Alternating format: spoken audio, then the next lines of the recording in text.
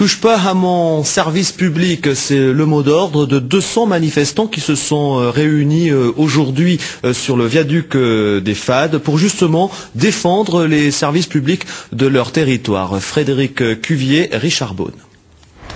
Depuis 2006, il se réunit chaque année au pied du viaduc des Fades, tout un symbole pour le collectif de défense et de développement des services publics dans les Combrailles. En effet, le viaduc fêtera son centenaire l'an prochain, mais sans sa ligne ferroviaire supprimée en décembre 2007.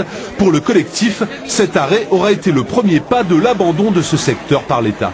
Ça ne s'améliore pas du tout. Les écoles sont menacées. Il y a eu des fermetures de classes régulières les dernières années. 2 aux Ancises, une en 2008 et une en 2007.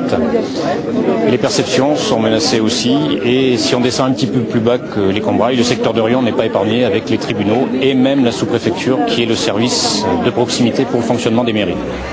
Réunis au sein de ce collectif, des élus bien sûr, des usagers et des organisations syndicales, avec une inquiétude majeure, le service postal.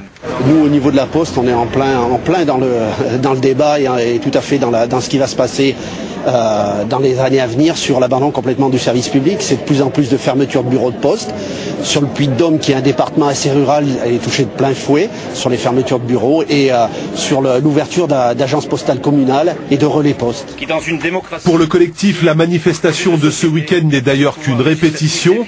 Prochaine étape, le grand rassemblement prévu le 26 octobre prochain à Clermont-Ferrand, toujours pour défendre les services publics.